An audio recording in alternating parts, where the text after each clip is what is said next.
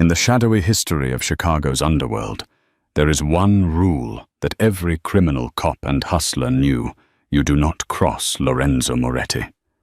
As the capo of the North Side, Moretti was a ghost, ruthless, untouchable, and utterly devoid of mercy. His private club.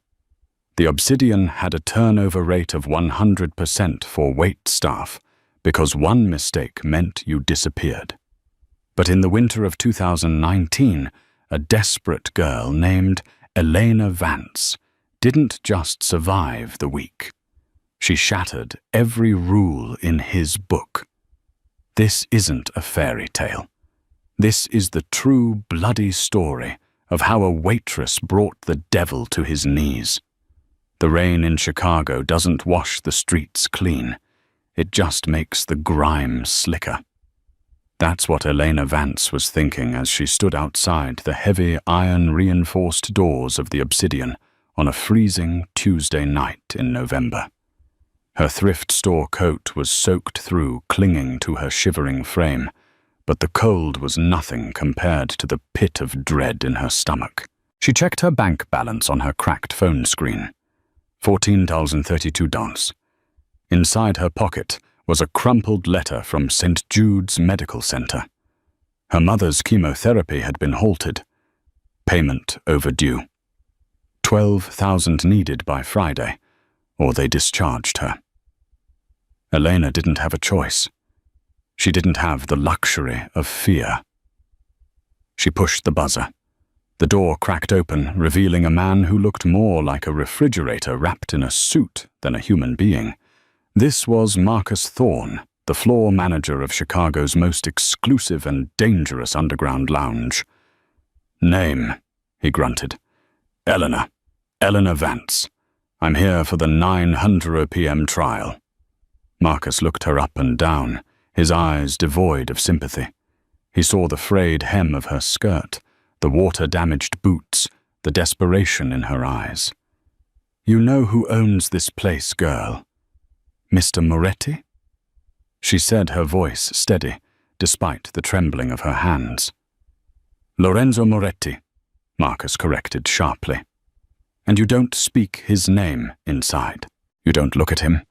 You don't breathe in his direction unless he orders you to.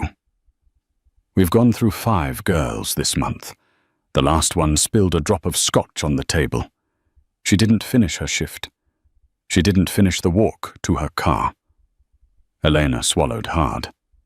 "I need this job, sir. I won't make mistakes." "Everyone makes mistakes," Marcus muttered, opening the door wide. "Come in. But if you die tonight, don't haunt me. I warned you." The Obsidian was breathtakingly beautiful and terrifyingly quiet. It smelled of expensive leather, aged mahogany, and the metallic tang of fear. The lighting was low amber hues, reflecting off crystal glasses.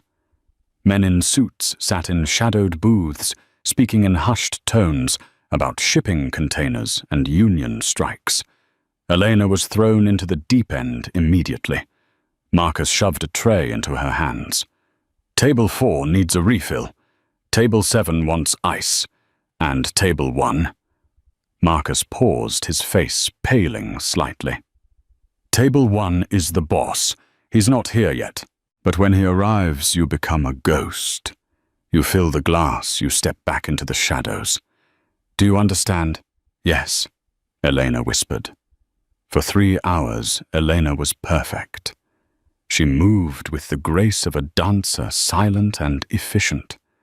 She navigated the treacherous currents of the mobsters, ignoring the lewd comments from the lower-level soldiers at Table 4, dodging the groping hands at the bar. She focused entirely on the math. 1 night equals 200 in tips. 7 nights equals enough to stall the hospital. Then at midnight, the atmosphere in the room shifted. It was a physical change, like the air had been sucked out of the room. The music lowered. The loud laughter at Table 4 died instantly. The double doors swung open. Lorenzo Moretti walked in. He wasn't what she expected. The police reports and the news clips usually showed blurry photos or sketches. In person, he was devastating. Tall, perhaps 6'3", wearing a suit that cost more than Elena's entire life earnings. His hair was dark, slicked back, and his eyes were the color of cold steel. He didn't walk. He prowled. Flanked by 2 armed guards, he moved to table 1. The VIP booth elevated slightly above the rest of the floor. He sat down, and the entire room seemed to pivot around him. Elena froze near the service station. "Vance!" Marcus hissed in her ear, making her jump. "Table 1. A bottle of the Fort Hugh Dalmore. 2 glasses. Go, now." Elena's heart hammered against her ribs like a trapped bird. She grabbed the tray. She grabbed the crystal glasses. She grabbed the bottle that cost $8,000. She walked toward the lion's den. As she approached, she kept her eyes on the floor, watching the polished tips of Lorenzo's shoes. She set the coaster down, softly, perfectly. She placed the glass. She began to pour the amber liquid, her hand steady through sheer force of will. "You're late with the shipment, Russo," Lorenzo said. His voice was a deep baritone, smooth, like velvet, but sharp like a razor. The man across from him, a heavy-set guy named Russo, was sweating profusely. "Enzo, please. The feds were sniffing around the docks. I had to ditch the cargo." "You ditched $2 million of my product because you saw a patrol car," Lorenzo asked calmly. He picked up the glass Elena had just poured. "I panicked. I can make it back." Lorenzo took a sip. "You can't make back time, Russo. You wasted mine." Elena finished pouring Russo's glass. She was about to step back to vanish as instructed when Russo, shaking with terror, threw his hands up to plead. His hand struck Elena's tray. It happened in slow motion. The heavy silver tray clipped the edge of the crystal bottle on the table. The bottle wobbled. Elena lunged. It was pure reflex. She ignored the rule about invisibility. She ignored the rule about not moving quickly near the boss. She threw her hand out and caught the $8,000 bottle by the neck, just millimeters before it hit the marble tabletop. But in doing so, the momentum splashed a distinct dark amber wave of whiskey over the cuff of Lorenzo Moretti's pristine white shirt. Silence. Absolute suffocating silence descended on the obsidian. Even the bartender stopped shaking a martini. Marcus, watching from the corner, covered his eyes. Lorenzo froze. He slowly lowered his glass. He looked at the stain on his cuff. Then, for the first time, he lifted his eyes. He looked directly at Elena. Elena couldn't breathe. She was holding the bottle, her body bent over the table. She met his gaze. His eyes were terrifying, intelligent, predatory, and currently blazing with a cold fury. "You," Lorenzo said softly. "What is your name?" Elena straightened up, clutching the bottle to her chest. Her mother's face flashed in her mind. The hospital bed. The debt. If she died tonight, who would pay the bills? "Elena," she said. Her voice didn't crack. "Elena." Lorenzo repeated, testing the sound of it. He stood up. He towered over her. "Do you know what happens to people who ruin my suits? Elena." Russo, eager to deflect attention from his own screw-up, jumped in. "Stupid girl. Look what you did to the boss. You should be taken out back and—" "Shut up," Lorenzo said without looking at Russo. Lorenzo stepped closer to Elena. He smelled of sandalwood and gunpowder. He reached out a hand. Elena flinched, expecting a strike. Instead, he took the bottle from her hands and set it on the table. "You have fast hands," Lorenzo said, his voice dropping to a dangerous whisper. "But you're clumsy." "It wasn't my fault," Elena blurted out. The room gasped. Marcus looked like he was about to have a stroke. "You never spoke back." Lorenzo tilted his head, his eyes narrowing. "Excuse me." "He hit the tray," Elena said, pointing a shaking finger at Russo. "He was flailing his arms because he's scared of you. He hit the tray. I caught the bottle. I saved your liquor. The stain, that was collateral damage." Russo turned purple. "You lying little," Lorenzo held up a hand. Silence returned. He looked at Russo. Then he looked at Elena. The air crackled with tension. Lorenzo Moretti wasn't used to being answered. He wasn't used to eye contact. And he certainly wasn't used to a waitress in a cheap skirt telling him the facts of life. A corner of Lorenzo's mouth twitched. It wasn't a smile. It was something darker. "Get a towel," Lorenzo ordered her. Elena nodded and rushed to the service station. When she returned with a warm towel, she expected to be fired, or shot. Instead, Lorenzo held out his wrist. "Clean it." Elena paused. She had to touch him. She reached out her rough, work-worn hands, brushing against his smooth skin. She dabbed at the whiskey stain on his cuff. She could feel the steady, slow pulse of his blood beneath the skin. He was watching her. She could feel his gaze burning into the top of her head. "You're not afraid of me," Lorenzo observed quietly, so only she could hear. Elena looked up, pausing her cleaning. "I'm terrified of you, Mr. Moretti. But I need this job more than I need to breathe right now." Lorenzo stared at her for a long, agonizing second. Then he pulled his arm back. "Get out of my sight," he said coldly.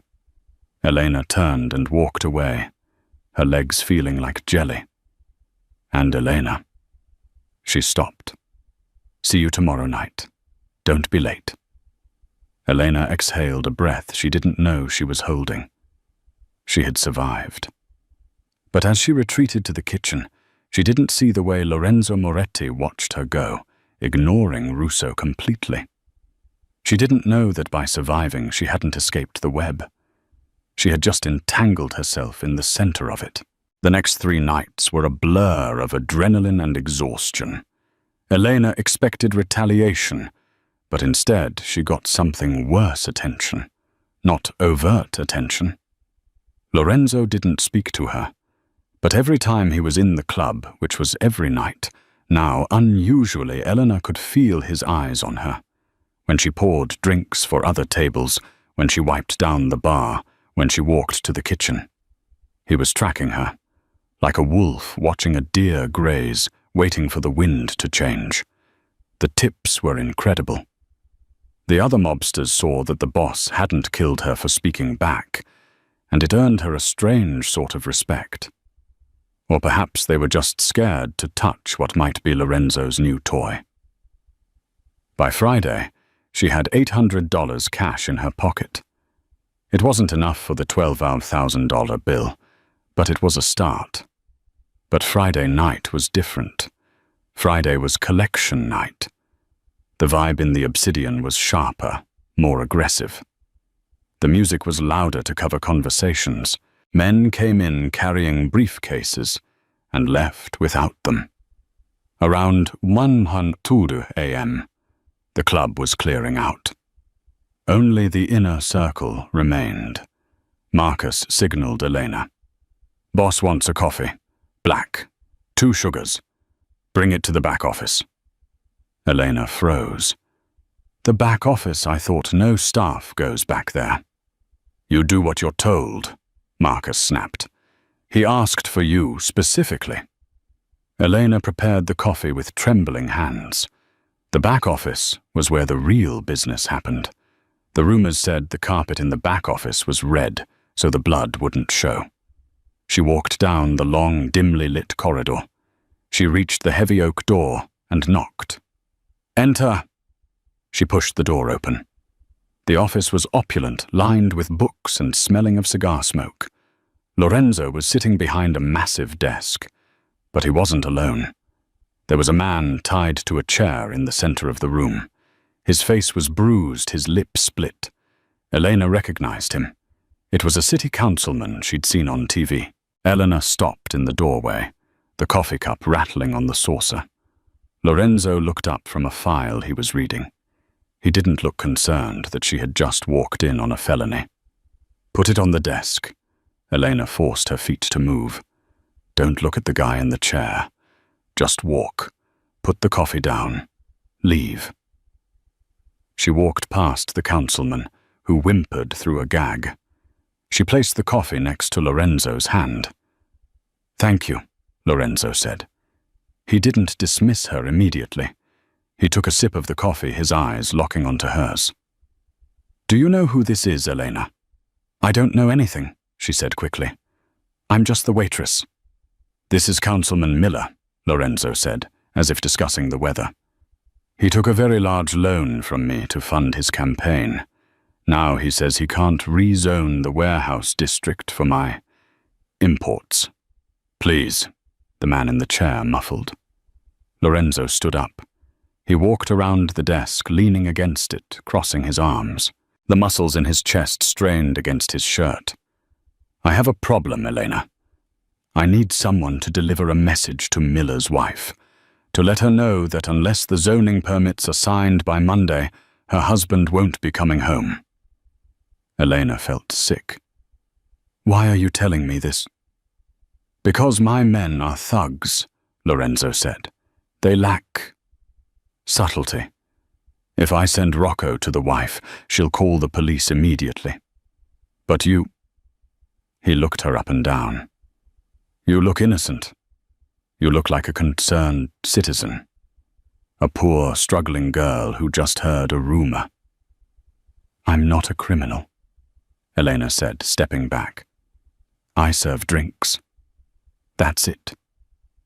Lorenzo pushed off the desk and closed the distance between them in 2 strides. He trapped her against the bookshelf, his hands resting on the shelves on either side of her head. He didn't touch her, but his heat radiated onto her. "We are all criminals, Elena," he whispered. "It's just a matter of price. Marcus tells me you've been picking up extra shifts. You count your tips in the alleyway. You wear shoes that have holes in the soles." He reached into his pocket and pulled out a thick envelope. He fanned it out. $100 bills. Thousands of them. $10,000, Lorenzo said. "Just to go to a house in the suburbs. Ring the doorbell. Hand her a phone so I can speak to her. Then leave." Elena stared at the money. It was almost exactly what she needed for her mother. It was blood money. It was dirty. But her mother's doctor had called again that morning. They were going to stop the treatment on Monday. Elena's voice failed her. "Everyone has a price," Lorenzo murmured, leaning down so his lips brushed her ear. "What is yours, little waitress? Your dignity or your survival?" Elena looked at the councilman, then at the money, and finally into Lorenzo's dark, abyss-like eyes. She realized then that this wasn't just a job. It was a test. He was seeing if she could be corrupted. She snatched the envelope from his hand. "I need the address," she said coldly. Lorenzo smiled. It was a genuine smile this time, and it was terrifyingly handsome. "Good girl." He handed her a slip of paper and a burner phone. "You take my car. Rocco will drive you. Do not try to run, Elena. I know where you live. I know about your mother at St. Jude's." Elena's blood ran cold. "If you touch her—" "I don't hurt civilians unless I have to." Lorenzo cut her off. "Do this, and your mother's medical bills are paid for the next 6 months. Cross me, and the hospital loses power." Elena turned and fled the room, clutching the money and the phone. As she sat in the back of the black SUV, driven by the silent enforcer, Rocco Elena, realized she had just crossed a line she could never uncross. She wasn't just a waitress anymore. She was an accomplice. She arrived at the Miller residence in an upscale suburb. It was 2:00 a.m. She rang the bell. A woman answered, looking tired and frightened. "Yes." "Mrs. Miller?" Eleanor asked, her voice shaking. I have a call for you. It's about your husband."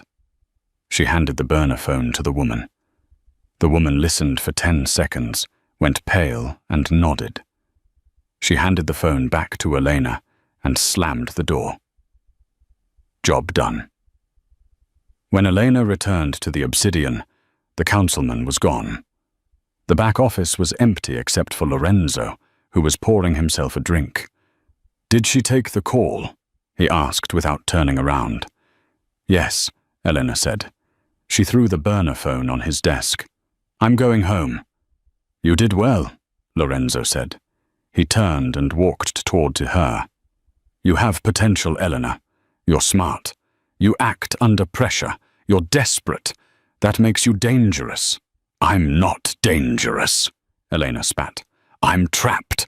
There's a difference." "Is there?" Lorenzo stopped inches from her. He reached out and tucked a stray lock of hair behind her ear. His fingers lingered on her jawline. The touch sent a jolt of electricity down her spine that she hated herself for feeling. "You liked the power, didn't you? Holding that woman's fate in your hand." "No." Elena lied. "Liar," Lorenzo whispered. "Go home to your mother, Elena. But remember, you belong to me now." Elena ran out of the club into the rainy night. She clutched the cash to her chest. She had saved her mother. But as she walked down the dark street, she couldn't shake the feeling of Lorenzo's touch on her skin. She had broken the rules of the underworld and survived, but she knew the game was only just beginning. She thought the night was over. She was wrong. As she unlocked her apartment door, her own phone buzzed. An unknown number. She picked up. "Elena!" A panicked voice. It was Marcus. "Marcus, what is it I just left?" "Don't go back to your apartment," Marcus hissed. "The Irish mob, the O'Haras. They saw you leave the Miller house. They know you're working for Lorenzo. They're coming for you, Elena. You need to run." Elena dropped her keys. She heard heavy footsteps thundering up the stairs of her apartment building. She was trapped, and the only person powerful enough to save her was the devil she had just made a deal with. Elena dropped the keys. The sound jangled loudly in the silent hallway, but it was drowned out by the heavy thud of boots hitting the landing below. Think. Move. She couldn't go into her apartment. It was a dead end. If she locked herself in, they would kick the door down in seconds. She looked up. The access hatch to the roof. She scrambled up the rusty metal ladder, her breath coming in ragged gasps. She shoved the heavy hatch open, rain instantly soaking her face, and hauled herself onto the tar paper roof of the tenement building. She slammed the hatch shut and sat on it, looking around for a fire escape, a jump anything. The roof was slick with Chicago rain. The city lights blurred in the distance, indifferent to her terror. Then the hatch beneath her bucked. Someone was shoving it from below. Elena scrambled back, slipping on the wet surface. The hatch flew open with a screech of rusted metal. A hand, large, pale, and covered in tattoos, gripped the rim. "Here, kitty, kitty," a rough voice sneered. A man climbed out. He was massive, wearing a leather jacket that creaked as he moved. He was followed by a second man, leaner, with a jagged scar running down his cheek. The Irish. The O'Haras. "Nowhere to run, darlin'," the scarred man said, flicking a switchblade open. The metal caught the dim street lamp light. Lorenzo Moretti sends a waitress to do a soldier's job. Insulting, really.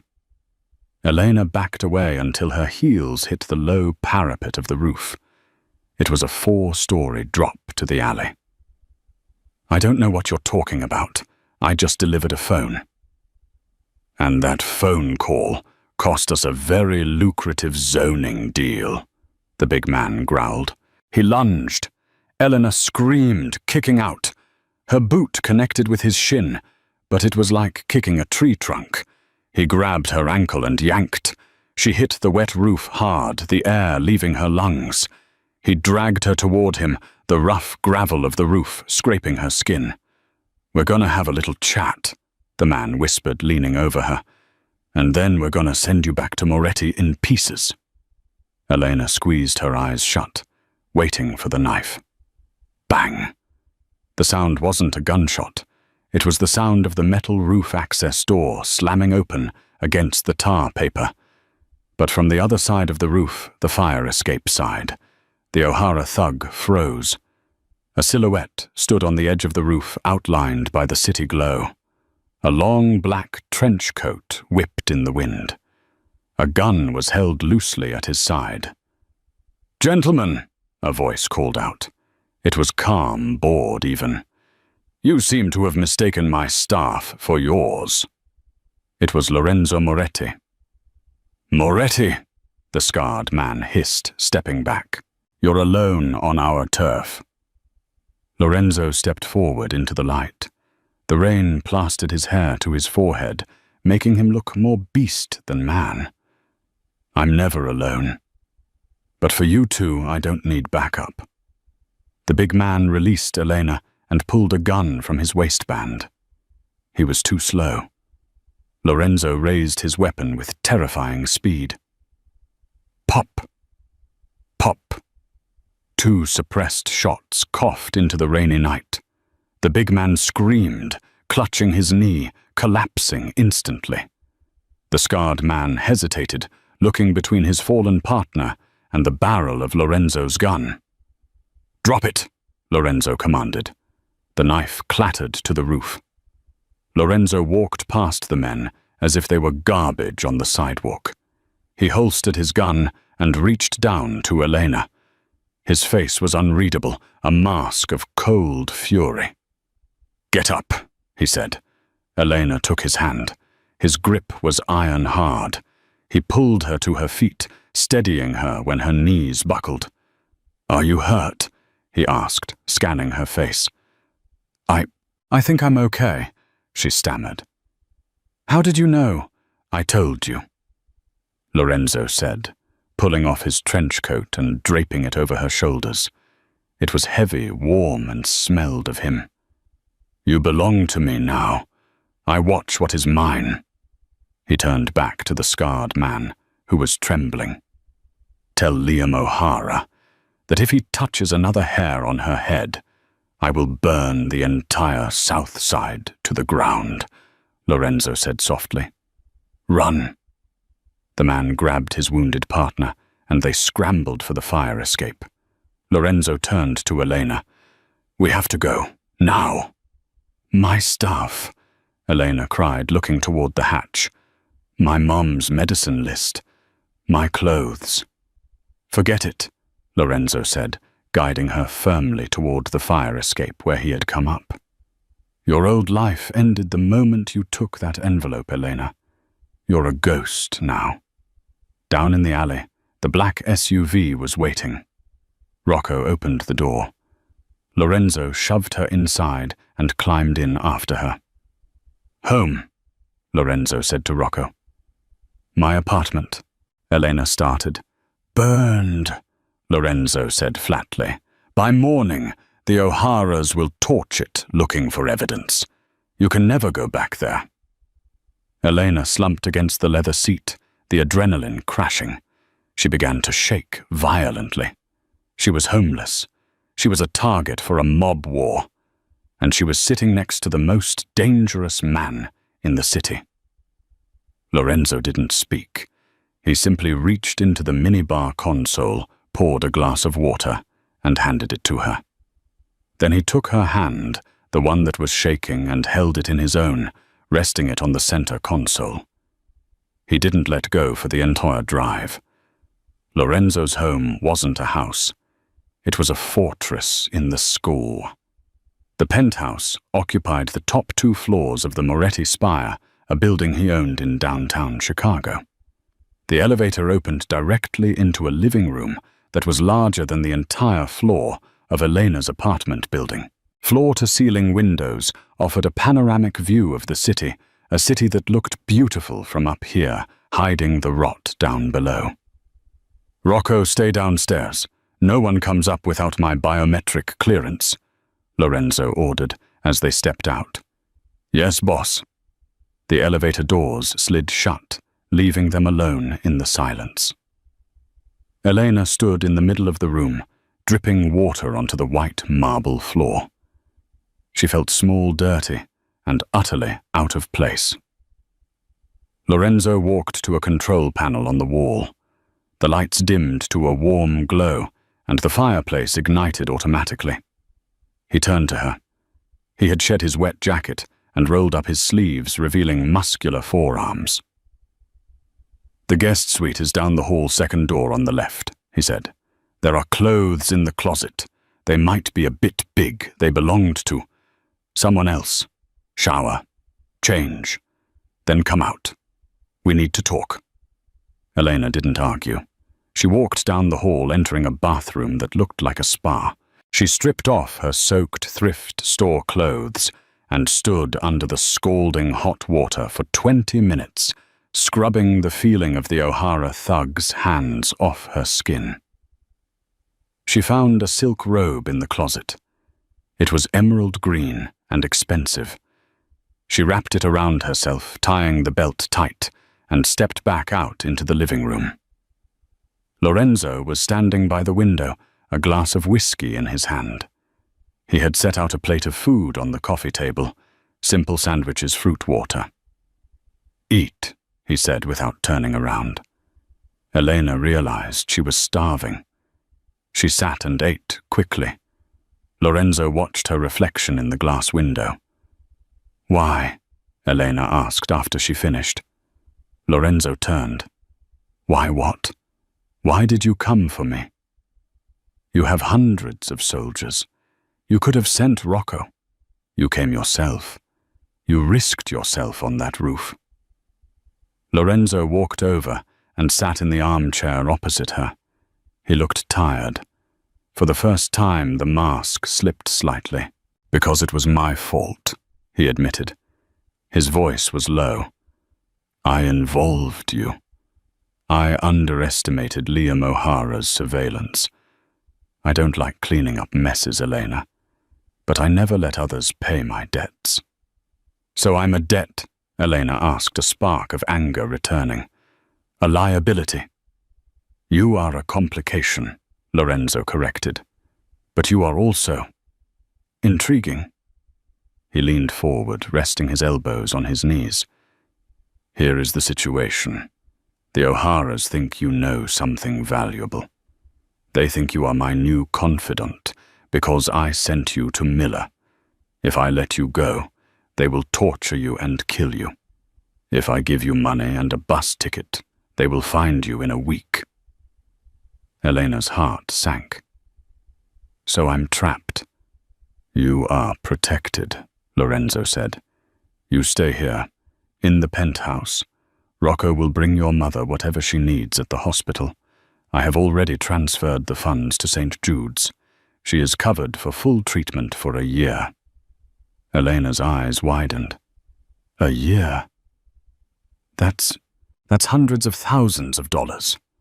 "Money is not an issue for me," Lorenzo said dismissively. "Loyalty is. Safety is."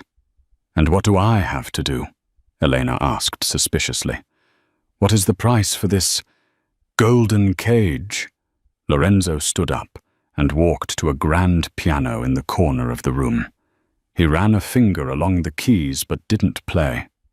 "You work for me," he said, "not as a waitress, as my assistant, my shadow.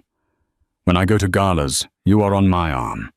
When I have meetings here, you take notes. You maintain the image that I am a legitimate businessman. You want me to be a prop, Elena said. I want you to be a shield. Lorenzo turned his eyes, locking onto hers. People look at you, Elena, and they see innocence. They don't suspect you.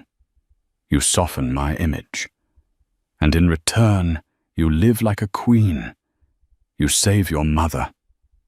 And you stay alive. It was a deal with the devil. Elena knew that.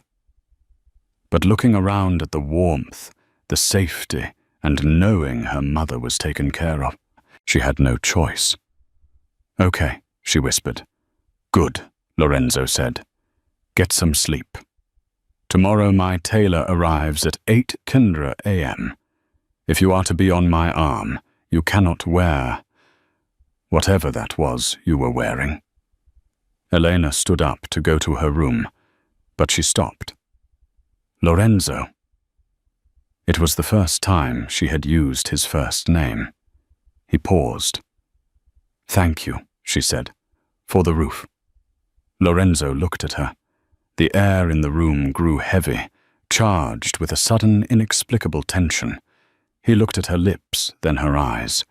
For a second, Elena thought he might cross the room and kiss her. The impulse was there. She saw his pupils dilate. But he was a master of control. Good night, Elena, he said curtly. Elena went to her room and locked the door, though she knew a lock wouldn't stop him. She lay in the massive bed, listening to the wind howl outside the glass. The next few days were a whirlwind. Elena was poked, prodded, and measured. Her hair was styled, her nails done. She was transformed from a struggling waitress into a sophisticated woman who looked like she belonged on the cover of Vogue. Lorenzo watched it all with a critical eye, approving dresses, discarding shoes. He was possessive, controlling, and demanding, but he was also strangely gentle. One evening, a week later, they were in his study. Elena was organizing his files, mostly legitimate real estate contracts he used to launder money. Lorenzo was working on his laptop. My mother called today, Elena said, breaking the silence. She said the new doctors are amazing. She asked where I got the money. What did you tell her? Lorenzo asked, not looking up. I told her I got a job as an executive assistant at a logistics firm. Lorenzo smirked. Technically true. She wants to meet my boss, Elena added. Lorenzo stopped typing. He looked up. Does she? I told her you were very busy, Elena said quickly. I don't want her involved in this. Smart, Lorenzo said. He stood up and walked over to her desk. He picked up a stack of papers she had just sorted. You have a good mind for organization, Elena. You found the error in the construction invoice yesterday. That saved me 50 grand. It was simple math. Elena shrugged. Most of my men can't do simple math, Lorenzo murmured. He was standing close to her again. Too close. He smelled of whiskey and expensive cologne. We have a dinner tomorrow night, Lorenzo said abruptly. The mayor's charity ball. It will be your first public appearance with me. The O'Haras will be there. The Russos. Everyone. Is it safe? Elena asked, her pulse quickening. With me? Yes. Lorenzo reached out and touched the necklace she was wearing, a diamond pendant he had given her that morning, to complete the look. His knuckles grazed her collarbone. You need to be convincing, Elena, he said, his voice dropping to a rasp. They need to believe you are mine. Not just an employee, but mine. How do I do that? Elena breathed, unable to look away from his intense gaze. Like this. Lorenzo leaned in. He didn't kiss her lips. He kissed the sensitive spot just below her ear. Elena gasped, her hands gripping the edge of the desk. His lips were hot, demanding. He lingered there for a moment, inhaling her scent. Don't flinch, he whispered against her skin. "Tomorrow night when I touch you, you lean into it.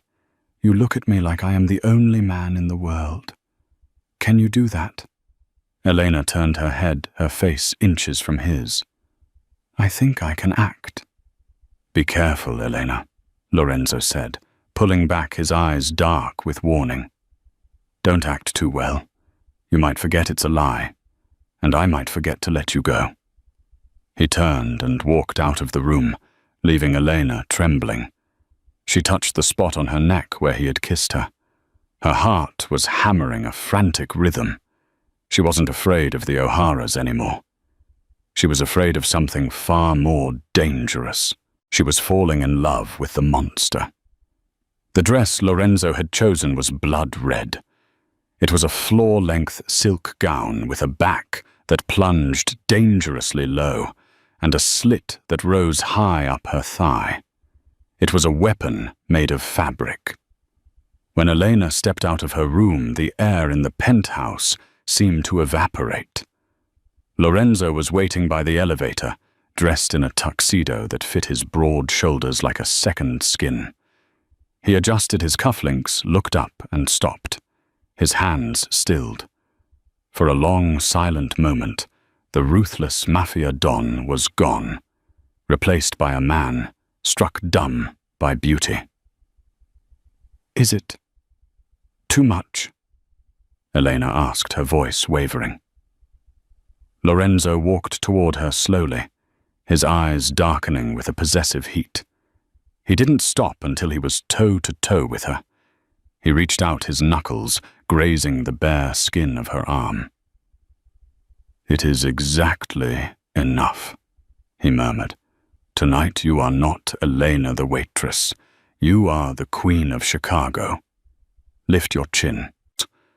He placed a hand under her chin, tilting her face up. "Do not look down. Not once. You are with me." The mayor's charity ball was held at the Grand Hall, a cavern of gold leaf and crystal chandeliers. As they entered, the room fell silent.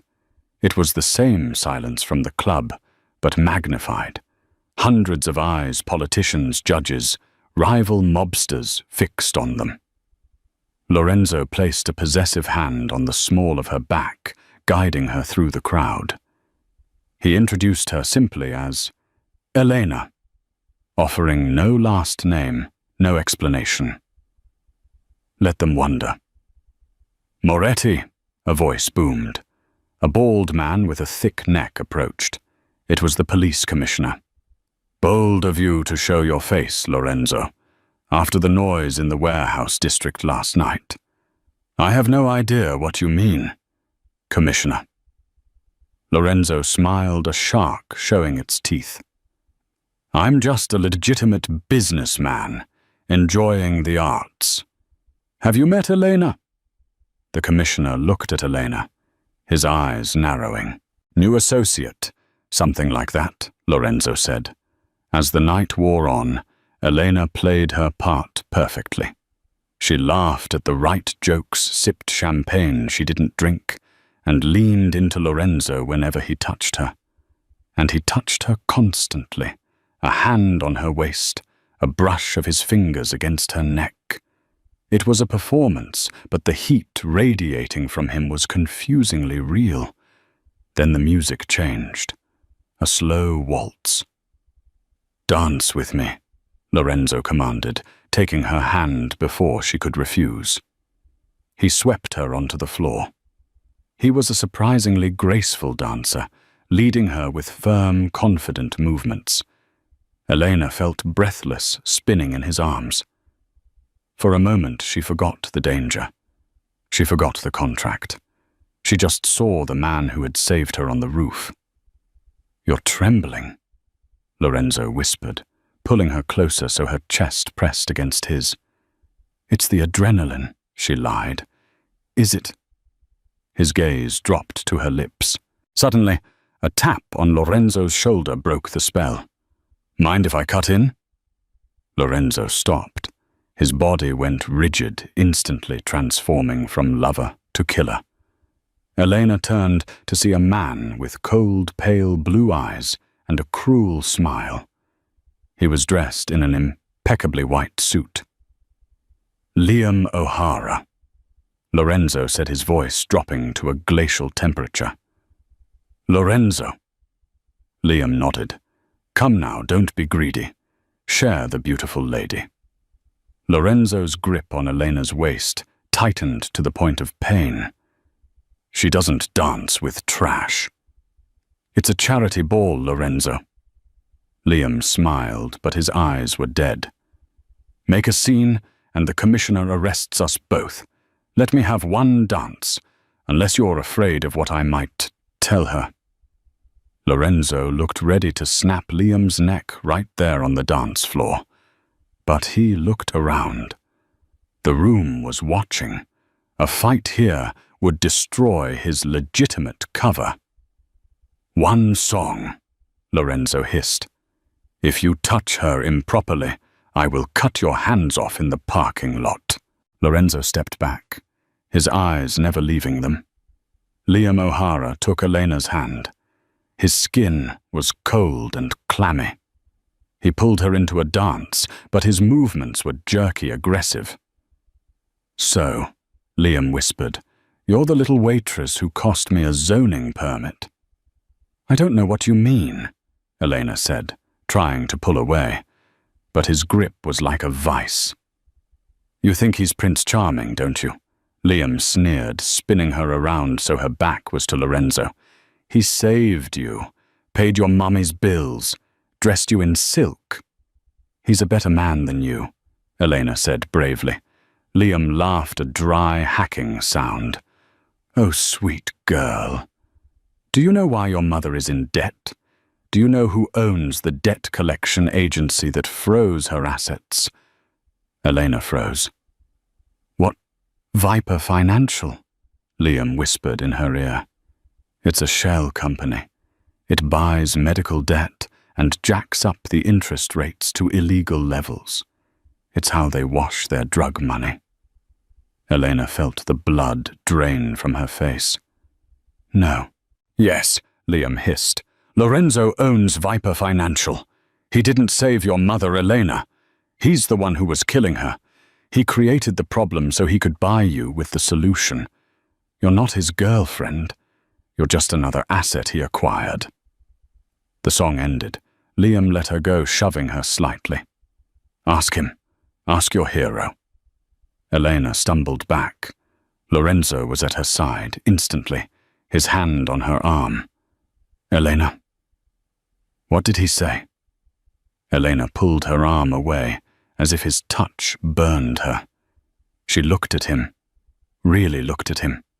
She saw the expensive suit, the power, the money, and she saw the blood that paid for it all. Take me home, she whispered, her voice shaking with a rage she had never felt before. Elena, take me home. The drive back to the penthouse was suffocating. The silence in the back of the SUV was heavy enough to crush bones. Rocco drove fast, sensing the tension. Lorenzo stared out the window, his jaw clenched. Eleanor sat as far away from him as possible, staring at the partition. Say it, Lorenzo said, finally not turning his head. Whatever poison O'Hara dripped in your ear, say it. Elena turned on him, her eyes blazing. Viper Financial. Lorenzo stiffened. He slowly turned to face her. The streetlights flickered across his face, casting him in shadow and light. Do you own it? Elena demanded. I own many companies, Lorenzo said carefully. Do you own it? Yes, Lorenzo admitted. That company bought my mother's debt 6 months ago, Elena said, her voice cracking. They tripled the interest. They garnered her wages. They are the reason I was working at that club. They are the reason I couldn't pay the hospital. She lunged at him, hitting his chest with her fists. You did this. You ruined us. And then you pretend to be the savior. You bought me with your own blood money. Lorenzo caught her wrists. He didn't hurt her, but he held her firm. Elena, listen to me. I own the company, yes? But I don't manage the individual accounts. I didn't know who you were. I didn't know it was your mother until I ran the background check after you broke the bottle. But you knew afterward, she screamed, tears streaming down her face. You knew when you gave me that envelope. You let me believe you were generous. I fixed it, Lorenzo roared back, losing his composure for the first time. I wiped the debt, I paid the bills. Does it matter how we got here, if the result is that she lives? It matters to me, Elena cried. It makes everything a lie. You're a monster, Lorenzo. Liam was right. The words hit him like a bullet. Lorenzo released her wrists and sat back, his face closing off. The cold mask returned. Fine. If I am a monster, then so be it. But monsters protect what is theirs. I am not yours. We'll see, Lorenzo muttered. Suddenly the SUV swerved violently. Screech! Elena was thrown against the door. A deafening boom shook the vehicle. The bulletproof glass on Elena's side spiderwebbed but didn't shatter. Ambush! Rocco yelled from the front. Hold on! Another explosion. This time the rear tire was blown out. The heavy SUV spun out of control on the wet highway, slamming into the concrete divider with a bone-jarring crash. Smoke filled the cabin. Elena was dazed, her ears ringing. Elena, Lorenzo's voice. He was shaking her. Blood was running down his temple. Elena, move! We have to move! He kicked the door open. The sound of automatic gunfire erupted outside.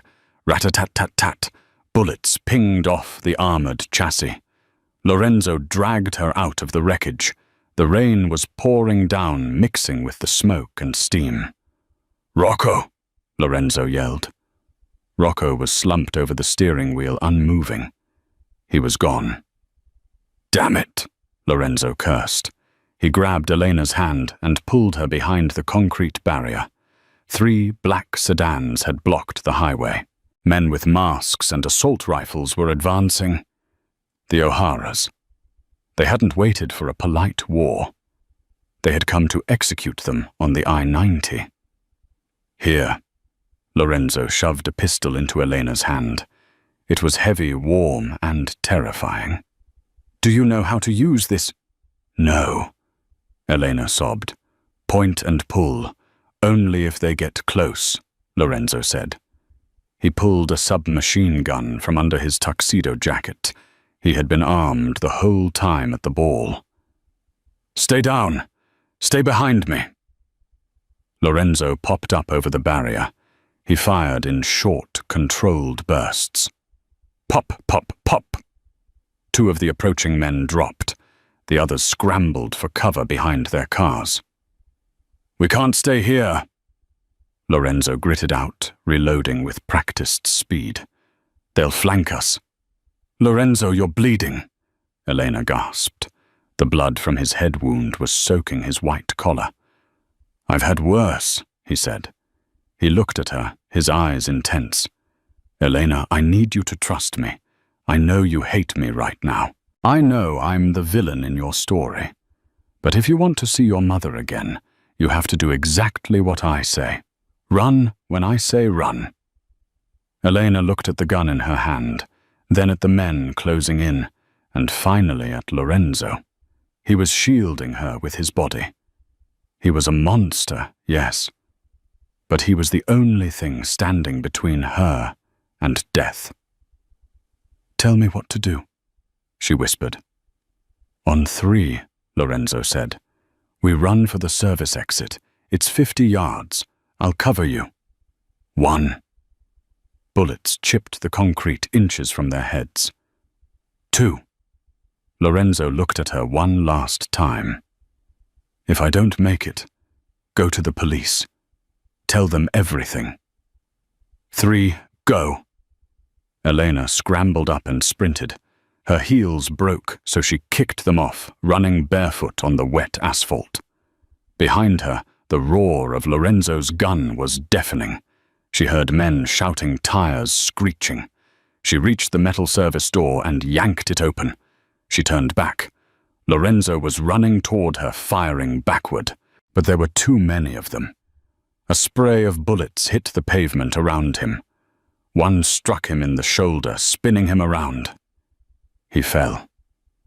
"No!" Elena screamed. She didn't think. She raised the heavy pistol he had given her. She pointed it at the shadow approaching Lorenzo and pulled the trigger. The gun kicked like a mule, hurting her wrist. She missed, but the shot forced the gunman to duck. It bought Lorenzo a second. He scrambled up, clutching his shoulder, and threw himself through the door, tackling Elena as he fell. He kicked the door shut and shot the lock, fusing the metal. They were in a dark maintenance tunnel. Silence fell except for their ragged breathing. Lorenzo slumped against the wall, sliding down. His tuxedo was ruined, soaked in blood and rain. His face was pale. Elena crawled over to him. Her anger was gone, replaced by pure panic. "Lorenzo, Lorenzo, look at me." He opened his eyes. They were hazy. He looked at the gun in her hand. A faint, pained smile touched his lips. "You broke the rules again, Waitress," he wheezed. "You saved the boss." "Shut up!" Elena cried, ripping a strip of fabric from her expensive red dress. She pressed it against his bleeding shoulder. "Don't you dare die on me. You owe me. You owe me everything." "I know," Lorenzo whispered, his head lolling back. "I know." Elena checked his pulse. It was fast and thready. They were trapped in a tunnel. The O'Haras were banging on the door, and the King of Chicago was bleeding out in her lap. The war had begun, and Elena was no longer a bystander. She was a soldier. The safe house was a small, dusty cabin on the outskirts of the city, miles away from the neon lights and the gunfire. For 3 days, the world thought Lorenzo Moretti was dead. Inside the cabin, Eleanor Vance learned the most important lesson of her life. Power isn't given. It is taken. She sat by the bed, watching Lorenzo sleep. His fever had broken. The bullet had passed through his shoulder, painful, but not fatal. She had stitched him up herself, her hands steady, her mind clear. The terrified waitress who had walked into the Obsidian a week ago was gone. In her place was a woman who had shot at a hitman to save the man she loved. Lorenzo stirred, his eyes fluttering open. He looked at the wooden ceiling, then at Elena. "You're still here," he rasped. "I thought you would run once the bleeding stopped." "I don't run anymore," Elena said softly. She reached for a glass of water and held it to his lips. Lorenzo drank, then grabbed her wrist. His grip was weaker, but his eyes were as intense as ever. "Why did you save me? After what you know about Viper Financial?" Elena pulled her hand back and reached into her bag. She pulled out the tablet she had taken from the safe house's secure cache. "I accessed your accounts, Lorenzo, while you were sleeping." Lorenzo stiffened. "And I saw the ledger. I saw how you buy the debt," Elena said. She looked him in the eye. "And I saw the transfer you made 3 days before the charity ball. You didn't just pay my mother's bill. You liquidated the entire Chicago division of Viper. You fired the managers who harassed her. You shut down the predatory loans for 200 families." Lorenzo looked away, staring at the wall. It was bad business. Too much heat. "Liar." Elena smiled, a genuine, soft smile. "You did it because you felt guilty. You're not a monster, Lorenzo. You're just a man who forgot what it was like to be human." "And now?" he asked. "Now?" Elena stood up, smoothing her dress, a simple, spare set of clothes they found in the cabin. "We have a kingdom to reclaim. Liam O'Hara is sitting in your chair at the Obsidian. He thinks he won." Lorenzo sat up, grimacing as his shoulder pulled. A dark, predatory grin spread across his face. "Then let's go educate him." The rain had stopped by the time they reached the city. It was Saturday night. The Obsidian was packed. Liam O'Hara was celebrating his victory, drinking Moretti's scotch, sitting in Moretti's booth. The music was loud, thumping against the chest. No one noticed the back door opening. No one noticed the shadows moving until the music abruptly cut out. The lights slammed on, blindingly bright. Silence swept the room. Standing on the balcony overlooking the main floor was Lorenzo Moretti. His arm was in a sling, but he looked like a god of war. And standing next to him, holding her head high, was Elena. "Get out of my seat, Liam!" Lorenzo's voice boomed through the silence. Liam O'Hara dropped his glass. It shattered on the floor. He scrambled up, reaching for his gun. "You're dead. I killed you." "You missed," Lorenzo said calmly. Suddenly the doors of the club burst open. Dozens of men poured in. But they weren't O'Hara's men. They were Moretti's loyalists, regrouped and hungry for revenge. Liam looked around, realizing he was surrounded. He looked up at the balcony at Elena. You little rat. You set me up." Elena stepped forward to the railing. She looked down at the man who had threatened her, the man who represented everything evil in her world. "I'm not a rat, Liam," she said, her voice clear and ringing through the hall. "I'm the woman who just bought your debt." She held up the tablet. "Viper Financial acquired the O'Hara Syndicate's offshore loans this morning. You're bankrupt, Liam. You can't pay your soldiers. And in this city, if you can't pay..." She didn't need to finish. Liam's own bodyguards stepped away from him. Lorenzo looked at Elena, pride burning in his eyes. He leaned in and whispered, "Checkmate." The guards dragged a screaming Liam out of the club. The room erupted into cheers. The king had returned. Lorenzo turned to Elena. He didn't care about the crowd. He didn't care about the city. He took her face in his good hand. "I told you," he whispered. "You belong to me." Elena smiled, leaning into his touch, finally closing the distance. "No, boss. We belong to each other." She kissed him, and for the first time in the history of the Obsidian, the ruthlessness of the Mafia boss was broken not by a bullet, but by the waitress who stole his heart. And that is the incredible story of Elena and Lorenzo. From a desperate waitress scraping for tips to the queen of the Chicago underworld, Elena proved that sometimes the only way to survive a monster is to tame him. It's a reminder that even in the darkest corners of the city, loyalty and love can change the game, but only if you're brave enough to break the rules.